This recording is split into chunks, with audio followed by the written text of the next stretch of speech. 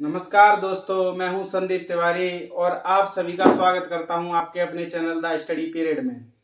तो दोस्तों, हमने एक नया सेगमेंट शुरू किया है जिसके अंदर के आपके लिए साइकोलॉजी की सारी कक्षाएं और पेडागोजी, साइकोलॉजी के साथ साथ पेडागोजी यानी मनोविज्ञान और शिक्षा शास्त्र की सारी कक्षाएं हम यहाँ पर मुफ्त में उपलब्ध कराएंगे।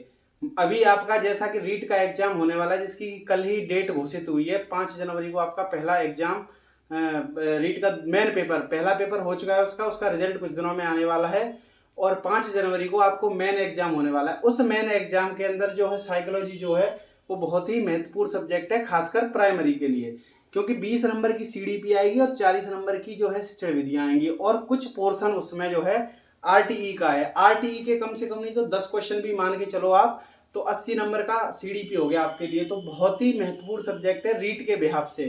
अब आती है बात एच टेट की, क्योंकि आपका एच टेट भी आने वाला है, तो एच टेट के लिए भी हम साइकोलॉजी पूरी यहाँ पे कवर करेंगे। उसके साथ सी टेट और उसके साथ जितने भी सारे इंडिया के अंदर टीचिंग एग्जाम्स होते हैं, उन सारे टीचिंग एग्जाम्स के अंदर जिस तरीके की साइकोलॉजी पूछी जाती है, जिस तरीके के क्वेश्चन पूछे जाते हैं, उन सारे क्वेश्चनों के बेहाफ पे हम आज साइकोलॉजी को कवर करेंगे। तो आज की जो हमारी पहली कक्षा है वो मनोविज्ञान की, जो साइकोलॉजी की पहली कक्षा है, उसमें हम मनोविज्ञान का संक्षिप्त परिचय पढ़ेंगे, यानी जो मनोविज्ञान जो है उसका उद्भव कहाँ से हुआ, कैसे कैसे चीज़ें आगे बढ़ी, तो इसके बारे में हम आज थोड़ा सा पढ़ेंगे। फिर इसके बाद हम क्लास जो है कंटिन्यू करते जाएंगे। तो आज हमारा जो पहली क्लास है वो है आपकी मनोविज्ञान का संक्षिप्त परिचय। तो आपको ये जानकारी होगी कि मनोविज्ञान शब्द का सर्वप्रथम प्रयोग कब हुआ था। तो मनोविज्ञान जो शब्द है, मनोविज्ञान शब्द का सर्वप्रथम प्रयोग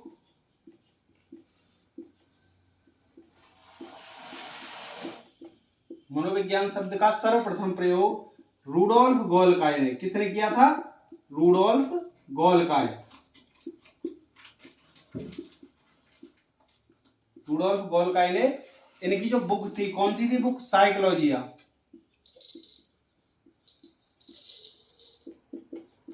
जो कि 1590 के अंदर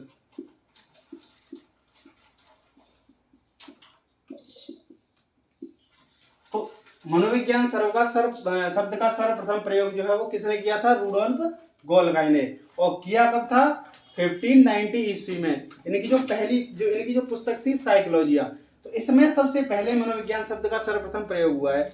अच्छा, इससे पहले मनोविज्ञान जो था वो हम पढ़ते कहाँ थे? तो इससे पहले जो मनोविज्ञान क्या था, एक दर्शन शास्त्र की एक शाखा थी। क्या था? दर्शन शास्त्र की एक शाखा थी।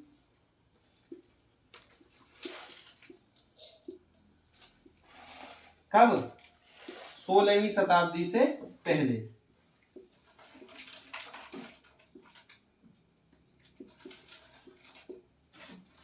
तो हमको यहां से इतनी जानकारी मिल चुकी है कि मनोविज्ञान जो शब्द है उस शब्द का सर्वप्रथम प्रयोग कब हुआ है?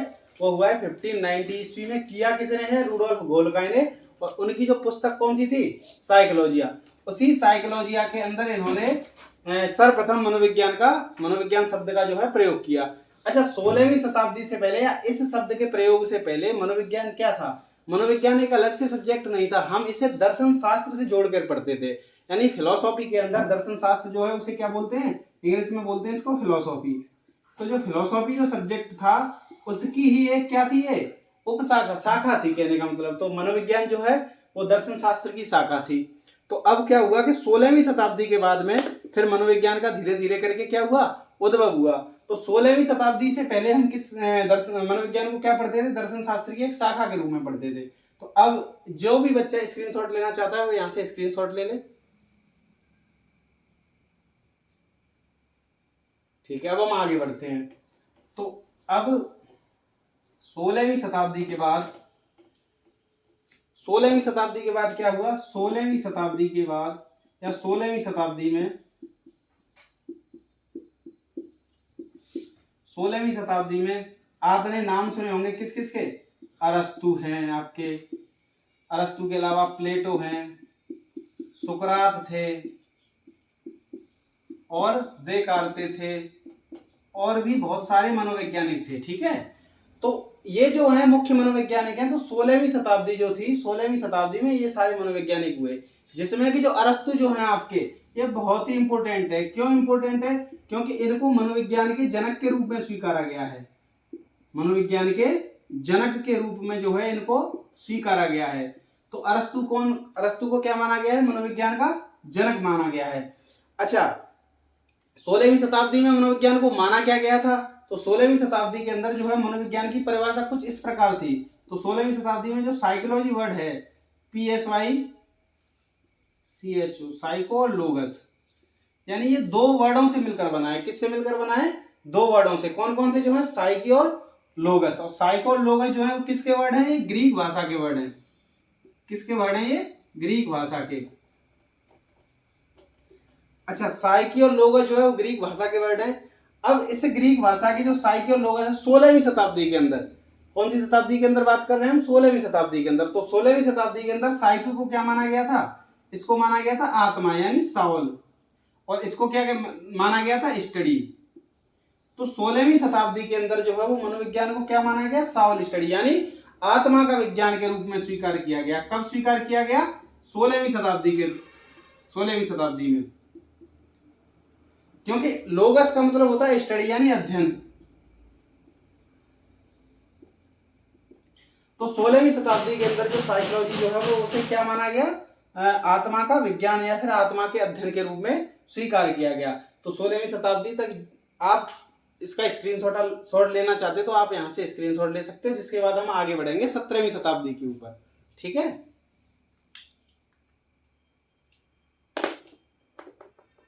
ओके। अब 17वीं शताब्दी में चलते हैं।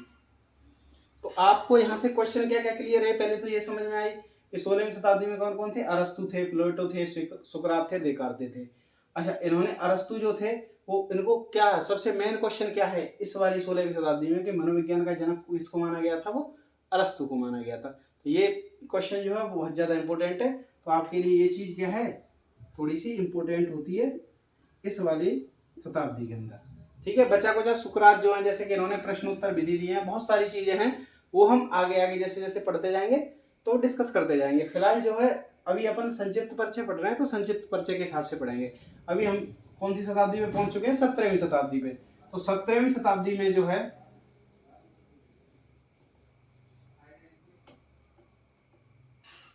अब जो है मनोविज्ञान जो है वो 17वीं शताब्दी में पहुंच चुका है। तो 17वीं शताब्दी में जो यही साइकी लोगस है,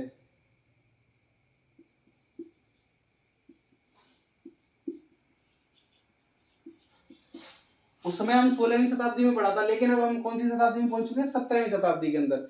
और मनोवैज्ञानिक कौन से थे? मुख्यतः यहाँ पे नाम आता है पंपानोजी का। किसका नाम आता है? पंपानोजी का। पंपानोजी। इसके अलावा जॉन लॉक। जॉन लॉक का नाम आप सभी ने सुना होगा। जॉन लॉक कौन है? ये वही है जिन्होंने मस्तिष्क को, खाली बच्चे की जो मस्तिष्क है उसको क्या कहा था? कोरी स्लेट या फिर तबला रासा कहा था। ठीक है, इसके बारे में हम लिख लेंगे अभी। तो पहले हम समझते हैं कि 17वीं शताब्दी में साइको और लोगस जो है, 17वीं शताब्दी में इसका अर्थ क्या था? तो साइको जो वर्ड है इसका अर्थ क्या माना गया था? मन माना गया। क्या माना गया था? मन। और इसका मन वही अध्ययन। तो 17वीं शताब्दी के अंदर जो है वो मनोविज्ञान को किसके रूप में स्वीकार किया गया?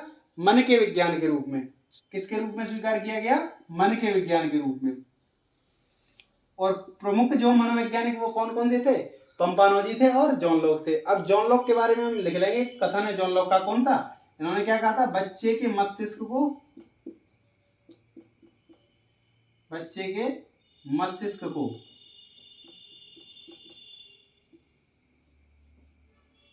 को क्या कहा था इन्होंने? तबला रासा या फिर कोरी स्लेट। तबला रासा।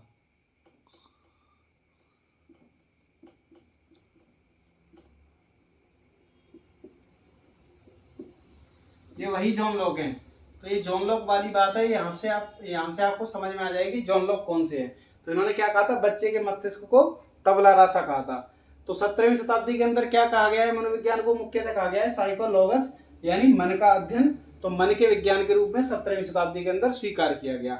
अब धीरे धीरे जैसे जैसे सालें बढ़ती जा रही है, मनोविज्ञान का विकास निरंतर होता जा रहा है। अब आती है आपकी 18वीं शताब्दी। कौन सी शताब्दी आती है अब? 18वीं।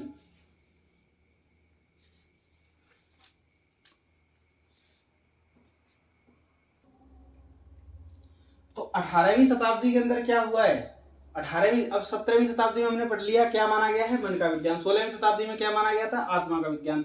अब 18वीं शताब्दी में इसको क्या माना गया है, क्योंकि 18वीं शताब्दी के अंदर जो मनोवैज्ञानिक थे, सॉरी ये रह गए, इसको और मिटा देते हैं यहाँ से। तो 18वीं शताब्दी के अंदर जो है वो बहुत ही ज्यादा इंपॉर्टेंट है। क्यों इंपॉर्टेंट है, क्योंकि यहाँ पे नाम आता है विलियम वुंट का। किसका नाम आता है, विलियम वुंट का। तो विलियम वुंट के बारे में आप सभी जानते हो। तो अभी विलियम वुंट के बारे में 4-5 चीजें जो है वो हम आज ही क्लियर कर लेंगे। तो हम पहले ये समझते हैं कि 18वीं शताब्दी में कौन कौन थे, विलियम वुंट थे, इनके शिष्य थे कौन थे, टिचनर। तो और भी सारे मनोवैज्ञानिक थे, लेकिन मुख्य मनोवैज्ञानिक ये हैं, तो मुख्य मनोवैज्ञानिकों को ही पढ़ रहे हैं। तो एक तो थे विलियम वुंट और दूसरे थे टिचनर। तो साइकोलॉगस, इस 18वीं शताब्दी के अंदर साइकोलॉगस को किसके रूप में, मनोविज्ञान को किसके रूप में स्वीकार किया गया, तो इस साइको को क्या माना गया, चेतना। फिर यहाँ पे क्या माना गया, चेतना। और इसको क्या माना गया, वही विज्ञान या अध्ययन। चेतना को क्या बोलते हैं आप सभी को पता है, कॉन्शियसनेस। ठीक है, तो इसको क्या बोलते हैं, कॉन्शियसनेस। तो जो है 18वीं शताब्दी के अंदर इसको क्या माना गया, मनोविज्ञान को चेतना का विज्ञान या फिर चेतना का अध्ययन के रूप में स्वीकार किया गया। अब बात आती है विलियम वुंट की। तो जैसे ही विलियम वुंट आपके दिमाग, जैसे ही आपको विलियम वुंट नाम सुनने को आ जाए, तो विलियम वुंट के नाम सुनते ही आपके 4-5 क्वेश्चन आपके दिमाग में आ जाने चाहिए। क्या क्या आ जाने चाहिए, अब विलियम वुंट ने बहुत सारा, विलियम वुंट का बहुत बड़ा योगदान है यहाँ पे। तो देखो विलियम वुंट के बारे में हम अलग से थोड़ा सा यहाँ पे समझ लेते हैं। तो विलियम वुंट को क्या मानते हैं, सबसे पहले तो आधुनिक मनोविज्ञान का जनक के रूप में स्वीकारते हैं। कौन है ये, आधुनिक मनोविज्ञान के जनक हैं।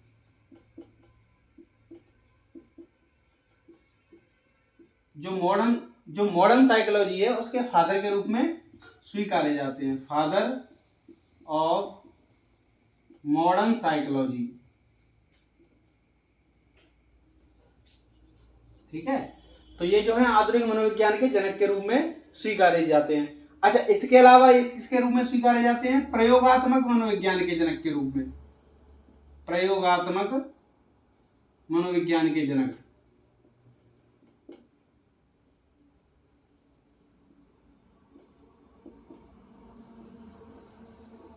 तो इसके अलावा किसके रूप में स्वीकारे जाते हैं, ये प्रयोगात्मक मनोविज्ञान के जनक के रूप में। वो क्यों स्वीकारे जाते हैं, क्योंकि इन्होंने ही सर्वप्रथम 1879 में, कहां पे, जर्मनी के लिपचिंग शहर में, जर्मनी के लिपचिंग शहर में, ठीक है, लिपचिंग शहर में।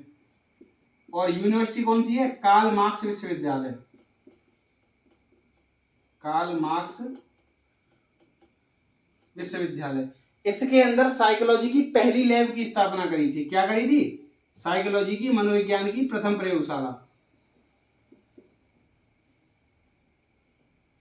मनोविज्ञान की प्रथम प्रयोगशाला। तो क्या क्या चीजें समझ में आई हमें विलियम वुंट के बारे में, कि आधुनिक मनोविज्ञान के जनक के रूप में स्वीकारे जाते हैं, प्रयोगात्मक मनोविज्ञान के जनक के रूप में भी यही स्वीकारे जाते हैं। 1879 में जर्मनी के जो लिपचिंग शहर था, उस शहर के अंदर कार्ल मार्क्स यूनिवर्सिटी है।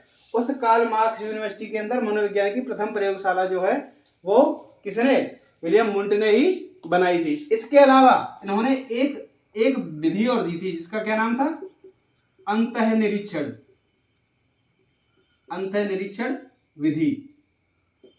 अंतःनिरीक्षण को बोलते क्या है इंग्लिश में, इंट्रोस्पेक्शन मेथड, इंस्पेक्शन मेथड।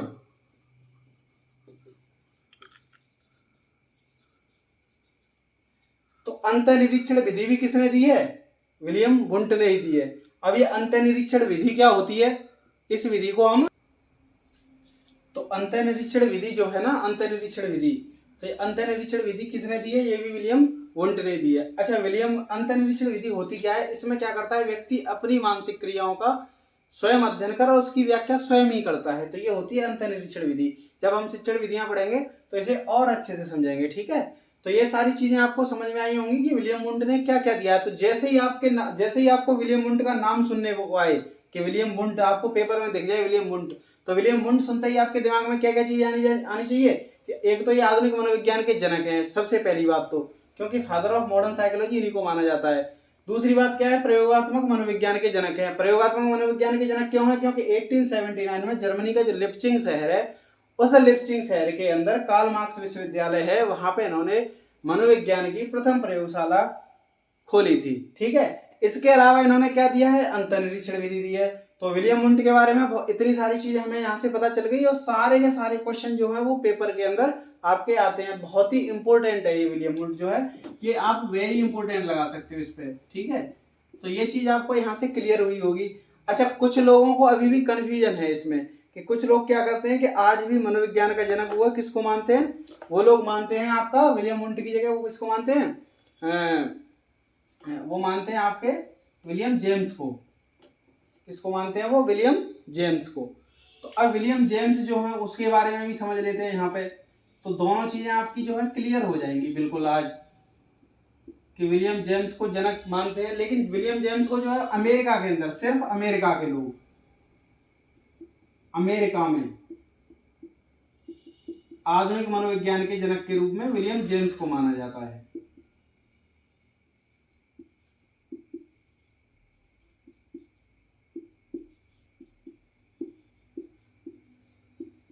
तो ये बात आपको समझ में आई कि अमेरिका के अंदर जो है वो मनोविज्ञान का, आधुनिक मनोविज्ञान का जनक किसको माना जाता है, वो माना जाता है विलियम जेम्स को। और माना क्यों जाता है, इसका भी कारण है।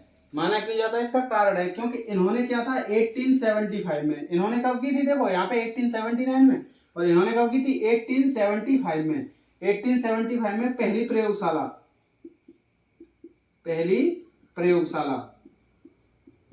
मनोविज्ञान की पहली प्रयोगशाला, मैं शॉर्ट में लिख रहा हूं यहाँ पे। ठीक है, तो मनोविज्ञान की पहली प्रयोगशाला इन्होंने कहां पे, अमेरिका के अंदर। तो अमेरिका में जो है इन्होंने पहली मनोविज्ञान की प्रयोगशाला 1875 में खोली थी। लेकिन अब कुछ लोग कहेंगे कि भाई ये जब पहली प्रयोगशाला 1875 में खोली है तो फिर ये जनक होने चाहिए, ये क्यों होनी चाहिए। खोली इन्होंने जरूर थी, लेकिन क्या था, इनमें ये व्यवस्थित नहीं थी और ना ही इसमें प्रयोग हो पाए थे।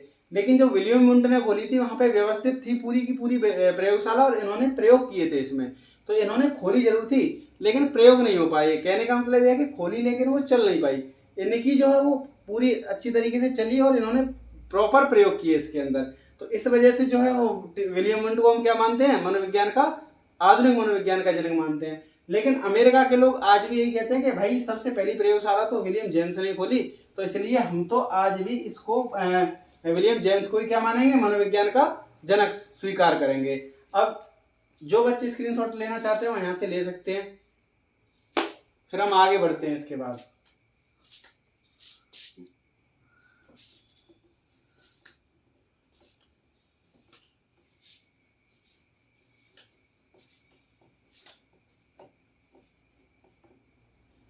अब इसके बाद जो है हम पहुंच चुके हैं, यहाँ से 18वीं शताब्दी हो चुकी, अब आती है आपकी 19वीं शताब्दी, जो कि मनोविज्ञान को जो है स्वर्ण काल बोल सकते हो आप उसे, क्योंकि सबसे ज्यादा प्रयोग जो है, सबसे ज्यादा जो सारी चीजें जो व्यवस्थित रूप से अध्ययन, अच्छी तरीके से अध्ययन जो हुआ है वो इसी शताब्दी के अंदर हुआ है। बहुत सारे मनोवैज्ञानिक हुए हैं 19वीं शताब्दी में आपके। तो 19वीं शताब्दी में जो है मुख्यतः जो मनोवैज्ञानिक है वो आपके वॉटसन, क्योंकि और इसके अलावा आपके थॉर्नडाइक हैं,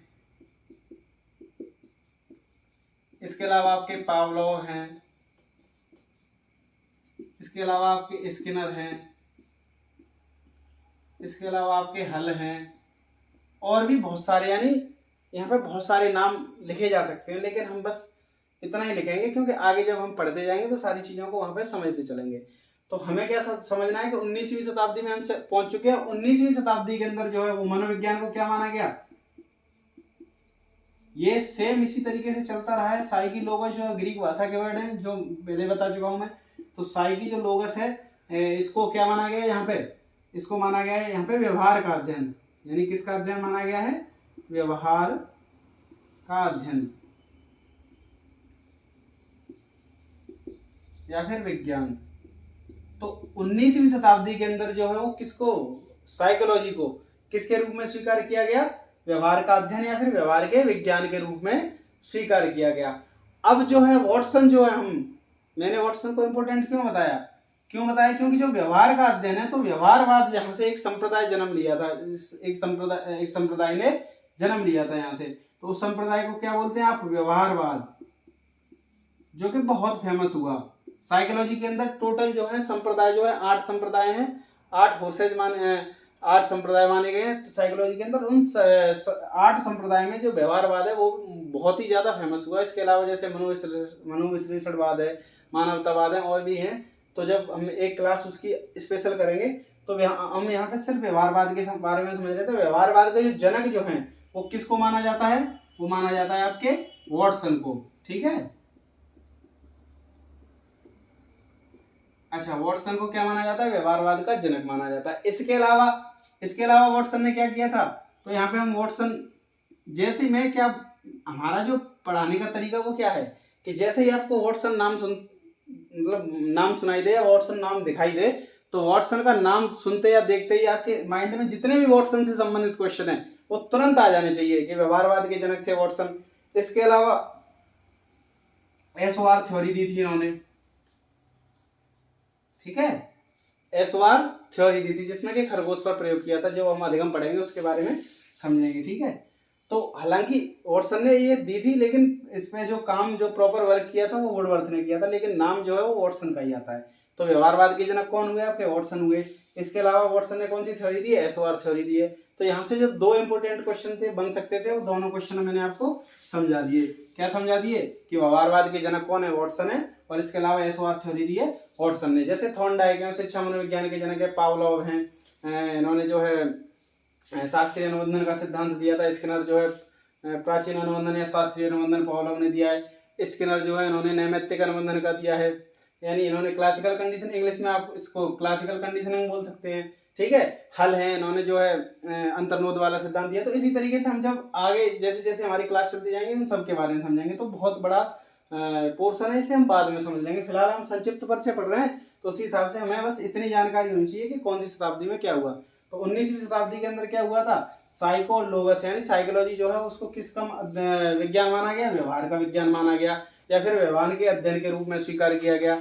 अब व्यवहारवाद जो है, अब एक व्यवहार से ही एक व्यवहारवाद वर्ड बना है, इसीलिए हमने यहाँ पे साथ ही साथ ये क्लियर करवा दिया कि व्यवहारवाद के जनक कौन माने जाते हैं? वाटसन माने जाते हैं। अब जैसे ही वाटसन नाम आया तो वाटसन का नाम सुनते ही हमें ये भी चीज क्लियर होनी चाहिए कि वाटसन ने कौन सी थ्योरी दी है? एसओआर थ्योरी दी है, जो अधिगम के अंदर हम पढ़ेंगे भी, इसे अच्छे से समझेंगे भी। तो अब यहाँ से आगे बढ़ते हैं हम। तो एक परिभाषा है, अब हमने ये सारी चीजें पढ़ ली, तो यहाँ तक जो है वो मनोविज्ञान का जो आज चल रहा है वो व्यवहार के अध्ययन के रूप में भी आज की जो परिभाषा है वो मनोविज्ञान की वो कैसे स्वीकारी गई है? व्यवहार के अध्ययन के रूप में स्वीकारी गई है। ठीक है, तो अब यहाँ से स्क्रीनशॉट ले लो, मैं फिर आगे बढ़ता हूँ यहाँ से आगे।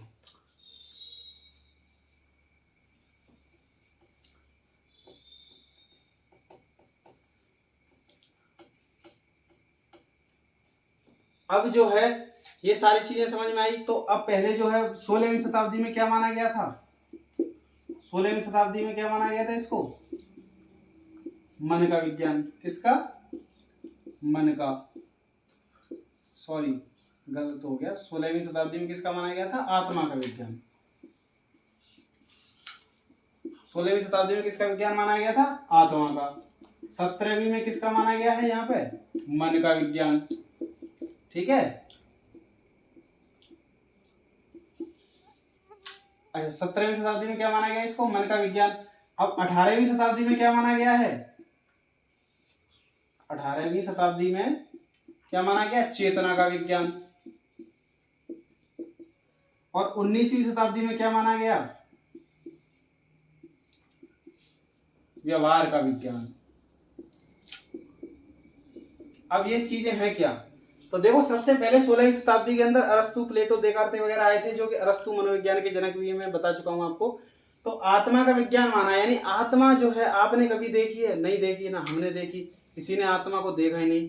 तो आत्मा का विज्ञान होता क्या है? जिसका व्यवस्थित अध्ययन किया जा सके, जिसपे प्रयोग किया जा सके। आत्मा पे आप प्रयोग कर सकते हो? नहीं कर सकते। जब आप देख ही नहीं सकते उसे, तो आप प्रयोग कैसे करोगे? तो इसलिए ये वाली परिभाषा जो है वो नेग्लेक्ट कर दी गई। अब 17वीं शताब्दी के अंदर किसका विज्ञान माना गया इसको? मन का विज्ञान माना गया। अब मन का विज्ञान, मन क्या होता है, मन सुना जरूर है लेकिन हमने देखा तो है नहीं मन होता क्या है। तो मन क्या होता है, अब हम देख नहीं पाते, देख नहीं सकते उसे, तो उस पर अध्ययन कैसे कर सकते हैं। मन पर जब हम उसे देख ही नहीं पा रहे, जब हम उसे समझ नहीं पा रहे, तो उस पर अध्ययन कैसे कर सकते हैं। तो इसलिए ये वाली परिभाषा भी क्या हो गई, नेग्लेक्ट हो गई। इसके बाद इसको चेतना का विज्ञान माना गया। तो चेतना जो है, उस चेतना का विज्ञान जो है वो भी इसी तरीके की बात थी जैसे मन और आत्मा का था। तो इस ये वाली परिभाषा भी आगे चल के नेग्लेक्ट हो गई। लेकिन 19वीं शताब्दी के अंदर इसको क्या माना गया, व्यवहार का विज्ञान। अब व्यवहार जो है, मनुष्य के व्यवहार को देख सकते हैं ना, बच्चा जैसे ही मतलब पैदा होता है, तो पैदा होने के बाद उसके व्यवहार का अध्ययन कर सकते हो आप। तो इसलिए जो परिभाषा जो है वो क्या स्वीकार की गई मनोविज्ञान की, कि मनोविज्ञान क्या है, व्यवहार का अध्ययन है। अब एक वुडवर्थ ने परिभाषा भी दी है इसकी, कि सबसे पहले मनोविज्ञान ने आत्मा का त्याग किया, फिर मन का त्याग किया, फिर चेतना का त्याग करने के बाद व्यवहार को स्वीकार कर लिया। तो एक ट्रिक है।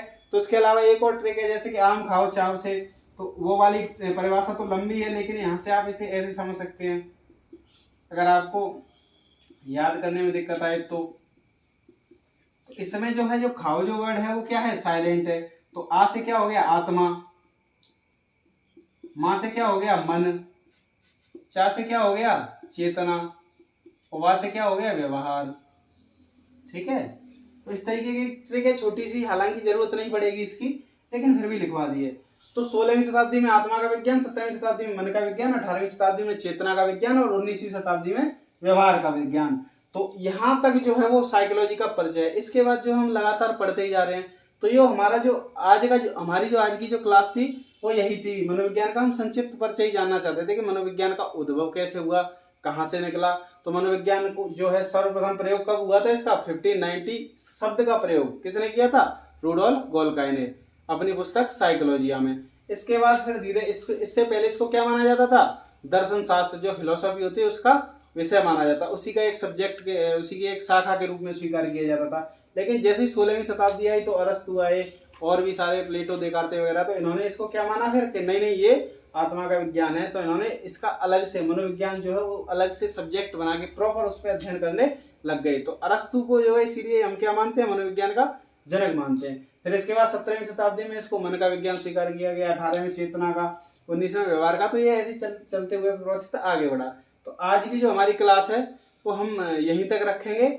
और अगर आपको ये वाली क्लास पसंद आई हो, अगर आपको लगा हो कि जानकारी जो है वो आपके एग्जाम के पॉइंट ऑफ व्यू से बहुत अच्छी है, तो आप इस वाली क्लास को ज़्यादा से ज़्यादा शेयर करें और ज़्यादा से ज़्यादा लाइक करें। और इसके अलावा जो हमारा चैनल है द स्टडी पीरियड, उसको सब्सक्राइब कर लें और नोटिफिकेशन जो होता है ना उसका बेल आइकन उसको बजा लें, जिससे कि आपको प्रॉपर हमारी क्लास की अपडेट मिलती रहेंगी। और मैं आपसे पहले भी बोल चुका हूँ कि हम इस जो हमारा जो सेगमेंट है, इस सेगमेंट के अंदर हम आपको पूरी साइकोलॉजी यानी मनोविज्ञान और शिक्षा शास्त्र की पूरी कक्षाएं मुफ्त में यहाँ पे प्रोवाइड कराएंगे। और रीट के, अभी आपका रीट का एग्जाम आने वाला है, राय स्टेट का एग्जाम आने वाला है, तो दोनों के बिहाफ से बहुत ही ज़्यादा इंपॉर्टेंट है। साथ ही साथ हम इसमें सी टेट भी कवर करेंगे। ठीक है, तो गुड नाइट, शुभ रात्रि।